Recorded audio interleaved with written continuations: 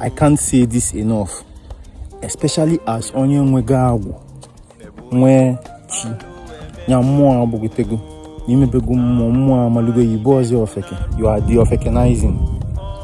Be careful the funerals you go to. Ndị mmụọ bụ erike, and onye mmụọ bụ ya na-ejebe sepụ mmụọ mma n'aka. Onye a na-atụnye na ajọ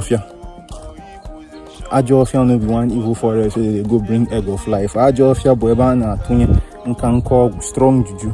Be careful, especially as men na theater na ịgọ mmụọ. It's a public health emergency. Agụbagolu gị nsọ bụ dibịa, agụbagolu gị nsọ. You're not trying to impress people. Thanks for streaming Processing My Pain. Keep streaming Processing My Pain. Tell your guys about Processing My Pain, because na word of mouth referrals like this will help us grow.